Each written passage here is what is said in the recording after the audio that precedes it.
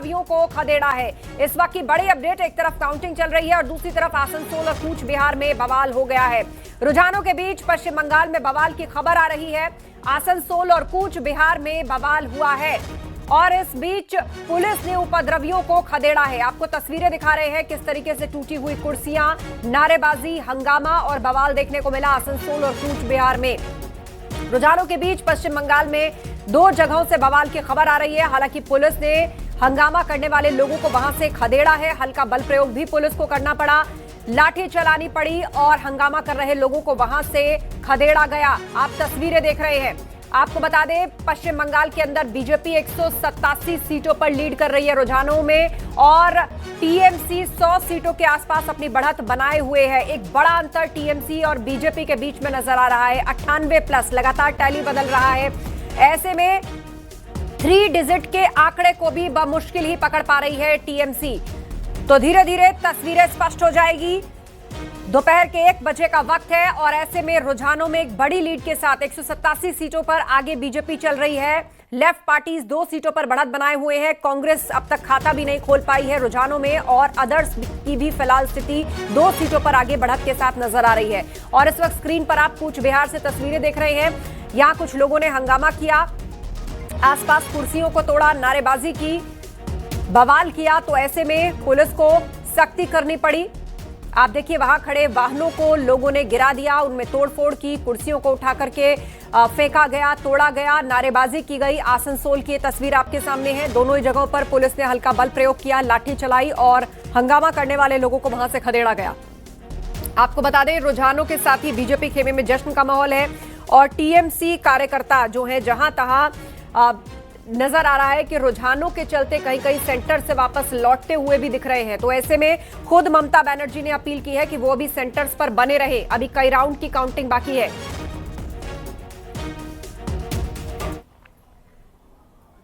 और इस बीच बड़ी खबर आ रही है, पीएम मोदी आज शाम 6 बजे पहुंचेंगे बीजेपी हेडक्वार्टर। बीजेपी मुख्यालय में प्रधानमंत्री मोदी आज कार्यकर्ताओं को संबोधित करेंगे। बंगाल, असम, पुडुचेरी में मिली जीत पर कार्यकर्ताओं को संबोधित करेंगे। सांसद अनिल बलूनी ने इस बारे में जानकारी दी है। आज शाम 6 बजे बीजेपी हेडक्वार्टर जाएंगे प्रधानमंत्री मोदी और सभी कार्यकर्ताओं को संबोधित करेंगे। बीजेपी मुख्यालय में एक बड़ा कार्यक्रम रखा गया है जहां पर सभी कार्यकर्ता जीत से उत्साहित वहां पहुंचेंगे और एक तरीके से जीत का जश्न भी होगा। प्रधानमंत्री मोदी वहां आएंगे, संबोधित करेंगे सभी कार्यकर्ताओं को। दरअसल असम, बंगाल और पुडुचेरी में मिली जीत पर कार्यकर्ताओं को संबोधित करेंगे पीएम मोदी। और इस वक्त सीधा आपको बीजेपी हेडक्वार्टर ही लिए चलते हैं। हमारे सहयोगी अनूप गुप्ता हमारे साथ लाइव जुड़ रहे हैं। अनूप, किस प्रकार की तैयारी है? एक बड़ी विक्ट्री पश्चिम बंगाल में बढ़ती बीजेपी की तरफ नजर आ रही है। ये इतिहास का मौका है। परिवर्तन जो शब्द काफी चर्चाओं में था वो बीजेपी ने कर दिया है। तो ऐसे में क्या खास तैयारी? टीएमसी का किला लगातार जो वहां पर अभेद्य माना जा रहा था उसको भेद दिया है बीजेपी ने।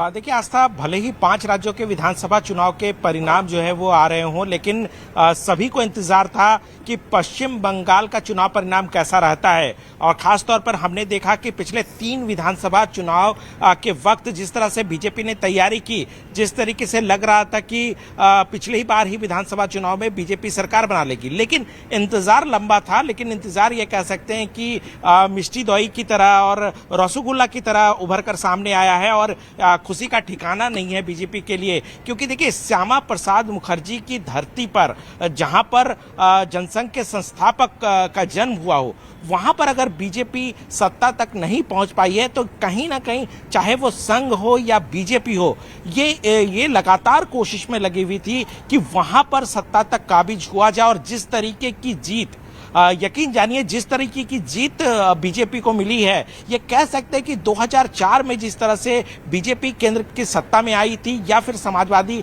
पार्टी की सरकार के बाद योगी आदित्यनाथ की सरकार उत्तर प्रदेश में आई थी, उससे कहीं ज्यादा खुशी आज प्रधानमंत्री नरेंद्र मोदी के चेहरे पर देखने को मिलेगा आस्था। और देख सकते हैं ये सीधी तस्वीरें, देखिए यहाँ पर तैयारी जो है वो लगातार बीजेपी की तरफ से की जा रही है। प्रधानमंत्री नरेंद्र मोदी का स्वागत जो है वो यहाँ पर किया जाएगा और यहाँ पर वो कार्यकर्ताओं को संबोधित भी करेंगे। और ये बहुत बड़ा दिन है। देखिए लगातार जिस तरीके से अभी शेषा साहब है, सर ये बताइए कि कितनी बड़ी खुशी आप देख रहे हैं जिस तरह से बंगाल के चुनाव परिणाम सामने आ रहे हैं। बहुत बड़ी है।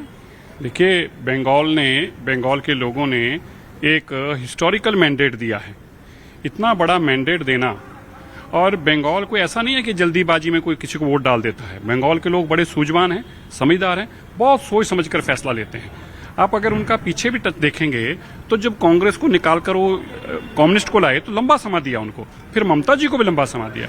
अब उन्होंने बड़ा सोच समझ के फैसला लिया है। मैं बंगाल के लोगों का धन्यवाद करता हूं, उनका वंदन करता हूं जो उन्होंने ऐतिहासिक फैसला लिया। और मोदी जी ने वहां पे जाकर लोगों से जो उनका विश्वास मांगा था, मेरा मानना है कि बंगाल के लोगों ने मोदी जी को अपना विश्वास दिया है। देर आए दुरुस्त आए, ये कह सकते हैं। नहीं, ठीक है, मैंने कहा बंगाल के लोग सोचकर वोट देते हैं। मैं ये तो नहीं कहूंगा देर आए दुरुस्त आए, वो सोच समझकर फैसला लेते हैं।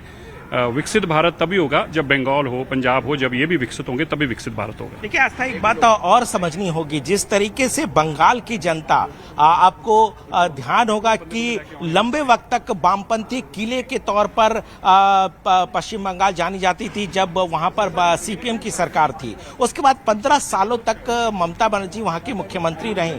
तो ये कह सकते हैं कि लगातार वहां की जनता जिसे सर पर बिठाती है उसे लंबे वक्त तक सर पर बिठाती है, उसे सत्ता सौंपती है। और दूसरी बात है, अगर वो गिराती है, अपने दिल से गिराती है तो उसे पूरी तरह से गिराती है। देखिए, वामपंथी पार्टी का आज वजूद नहीं है। आपने देखा होगा यहां तक कि केरल से भी खत्म हो गई। बल्कि एक वक्त था जब ज्योति बसु और बुद्धदेव भट्टाचार्य जब मुख्यमंत्री होते थे तो एक लाल किले की तरह, एक कह सकते हैं कि लाल सलाम, लाल किले और वामपंथी किले की तरह उसे देखा जाता था। तो वहां की जनता जब सर पर चढ़ाती है तो किस तरीके से देखिए कि 200 के आंकड़े के आसपास जो है बीजेपी पहुंच गई है। वहीं वामपंथी पार्टियों का सुपड़ा तक वहां नहीं दिख रहा। वही हाल टीएमसी भी 100 के करीब रह जाएगी। तो ये अपने आप में बहुत महत्वपूर्ण है। वहां की जनता बहुत समझदार है।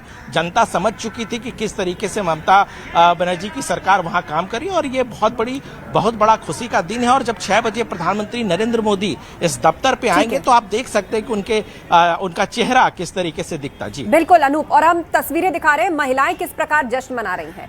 और ये कहा भी जा रहा है कि पश्चिम बंगाल के चुनाव में महिलाओं का फैक्टर देखने को मिला है, क्योंकि वेस्ट बंगाल की जो महिलाएं हैं वो काफी अवेयर हैं, चाहे वो एजुकेशन के मामले में हो, एम्पावरमेंट के मामले में हो, वो पूरी तरह से कमान अपने हाथ में रखना जानती हैं।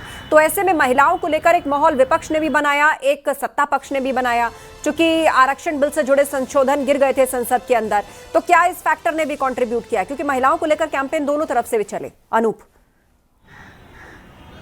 नहीं, बिल्कुल। देखिए, महिला मुख्यमंत्री थी ममता बनर्जी, और ममता बनर्जी के कंधों पर बहुत बड़ी जिम्मेवारी थी। उस राज्य की महिला की सुरक्षा का मामला था। लेकिन जिस तरीके से महिलाओं को लेकर के वहां पर कई मामले एक के बाद एक आए, और उसको बीजेपी ने बखूबी जनता के सामने रखा, जिस तरीके से संदेश खाली की बात मैं कर रहा हूं, तो लगातार बीजेपी लगातार ये कहती रही कि महिला मुख्यमंत्री होने के बावजूद जिस तरीके से महिलाओं के सम्मान, महिलाओं के सुरक्षा के मसले पर ममता बनर्जी ने काम नहीं किया।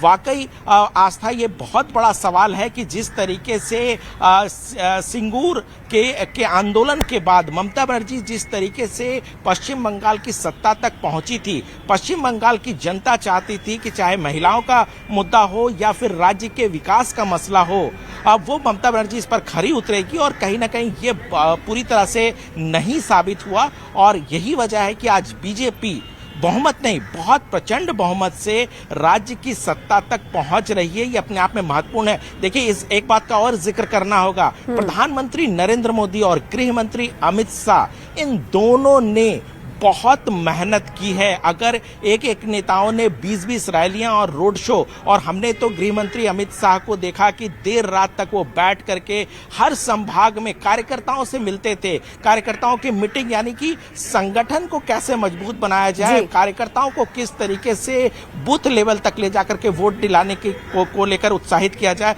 तो ये तमाम चीजों का मेहनत जो है आपको इस चुनाव परिणाम में आपको देखने को मिलेगा। और ये जाहिर सी बात है कि जब पिछली बार के विधानसभा चुनाव में बीजेपी चूक गई, तब भी अमित शाह ने कहा था कि ये हम लोग चूके नहीं हैं, हम लोगों ने बहुत कदम बढ़ाए हैं और आगे आने वाले विधानसभा में जीत होगी, और इसका परिणाम आज देखने को मिल रहा है। जी बिल्कुल। और इसके साथ ही देखिए 92% वोटिंग हुई थी, तो उसका आकलन सत्ता पक्ष और विपक्षी दल अपने अपने हिसाब से कर रहे थे। लेकिन एक चीज तो बिल्कुल क्लियर थी कि जनता ने स्पष्ट मैंडेट दिया है जिस भी पार्टी को दिया है। अब वो ऑलमोस्ट सामने है, तस्वीर लगभग छट चुकी है।